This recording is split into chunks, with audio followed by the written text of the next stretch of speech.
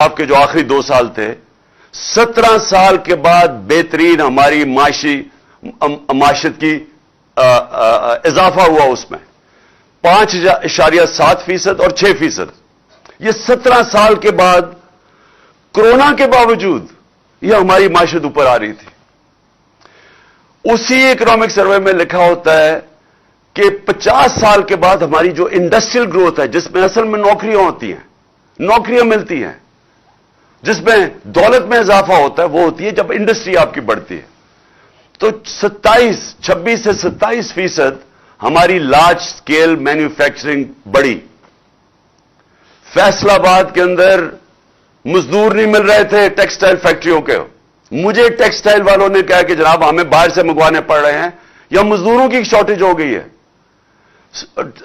तारीख में सबसे ज्यादा टेक्सटाइल इंडस्ट्री की ग्रोथ हुई, तारीख में सबसे ज्यादा एक्सपोर्ट्स बढ़ी, तारीख में सबसे ज्यादा बाहर बैरून मुल्क पाकिस्तानियों ने हमारे ऊपर एतमाद करते हुए सबसे ज्यादा रेमिटेंसेस पैसा भेजा, तारीख में सबसे ज्यादा पाकिस्तान की आमदनी टैक्स कलेक्शन बढ़ी, और तारीख में 4 फसलें जो पाकिस्तान की थी, क्योंकि हमने किसानों की मदद की, क्योंकि हमने उनको सब्सिडाइज करके चीजें दी, उन्होंने अपनी 4.5% हमारी ग्रोथ रेट थी, यानी हमारी इजाफा हुआ ज़राअत में, जो 17 साल के बाद था। तो जब मुल्क आगे बढ़ रहा था और जब हर चीज पॉजिटिव हो गई, कोरोना के मुश्किल वक्त से हमने मुल्क को निकाल लिया, दुनिया ने माना कि ये पाकिस्तान की जो परफॉर्मेंस है कोरोना में, दुनिया ने, World Economic Forum, World Health Organization, जो इकोनॉमिस्ट, उसने जो इकोनॉमिस्ट मैगजीन ने दुनिया की सर्वे की, उन्होंने कहा 3 मुल्कों में से पाकिस्तान लगातार 2 साल टॉप पे आया है दुनिया में। तो दुनिया ने माना कि हमने बेहतरीन गवर्नेंस दी मुश्किल वक्त में। क्राइसिस, जो सदी में एक दफा क्राइसिस आता है, जो कोरोना आया था, दुनिया कहती है कि हमने सबसे बेहतरीन उसको मुल्क को निकाला। तो वो कौन सी क़यामत आ गई थी कि हमें उस वक्त गिरा के तो इन चोरों को ऊपर बैठा दिया। अच्छा चला, मैं मानूं कि अगर आपने, शायद किसी को गलतफहमी हो कि शहबाज शरीफ इश्तिहारों के अलावा भी तरक्की कर सकता है, शायद वो समझते हो कि वाकई वो कुछ कर सकता है, लेकिन ये जरा आप देख लें, शायद वो समझे कि इसहाक डार जो 2 दफा 99 में भी इकोनॉमी बैंकरप्ट करके गया, फिर 2018 में पाकिस्तान की इकोनॉमी बैंकरप्ट थी, उसके बाद जो शायद उन्होंने समझा हो कि ये कुछ सीख गया। तो लेकिन आज मुझे 7 महीने बाद बताएं, मुझे एक चीज बताएं पाकिस्तान की जो पॉजिटिव किया इन्होंने। आज अगर पाकिस्तान की अपनी बिजनेसेस हैं, उनका गैलप का सर्वे है कि 88% बिजनेसमैन कहता है कि हम गलत तरफ जा रहे हैं, यानी उनका इत्मीनान चला गया इस हुकूमत पे।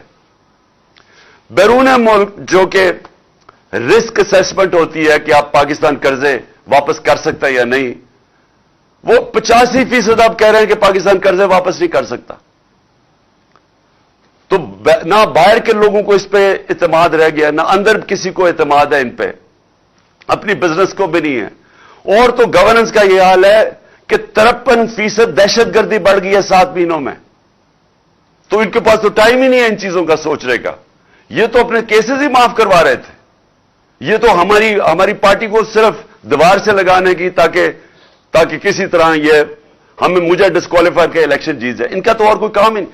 तो मैं सवाल ये पूछता हूं कि इनके तो पैसे बाहर पड़े हैं, इनका तो स्टेक पाकिस्तान में नहीं है, ये जो नवाज शरीफ का तो सारा टब्बर बाहर चला गया। तो मैं ये पूछता हूं कि अपनी एस्टैब्लिशमेंट से कि आपने आज मुझे ये बता दें कि मुझे पाकिस्तान का क्या फायदा हुआ है 7 महीने में, ये रजीम चेंज से इस मुल्क को फायदा क्या हुआ है।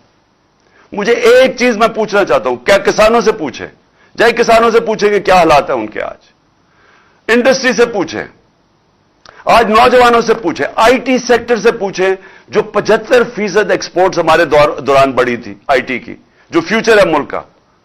मुझे किसी सेक्टर से बताएं कि किसी को फायदा हुआ है इनके आने से। आज वो लोग जो हमारे पर तनकीद करते थे, वो आज दुआएं कर रहे हैं कि आप किसी तरह वापस आए। मैं सिर्फ फिर ये सवाल पूछता हूं कि कुछ तो ज़हनों में से गुजरी होगी कि जनाब हम इनको चोरों को वापस आने दें, कुछ तो सोचा होगा کہ یہ کوئی فائدہ کرائیں گے پاکستان کو. اور میں حیرت یہ ہے کہ 30 سال سے ان کا ٹریک ریکارڈ ہمارے سامنے ہے اور ہماری اپنی اسٹیبلشمنٹ نے بار بار ان کو کرپٹ کہا ہے. اپنی اسٹیبلشمنٹ نے 2 دفعہ نکوالا ہے ان کو 90 کی دہائی میں جب یہ ان کی کرپشن کی وجہ سے. تو میں ابھی بھی میں حیران ہوں کہ کوئی بھی شاید مجھے اس کا پتہ چل جائے کہ کوئی وجہ ہو یا ان کو کوئی نظر آئی ہو چیز کہ جو ان میں کوئی صفت ہو وہ شاید مجھے نہ نظر آ رہی ہو.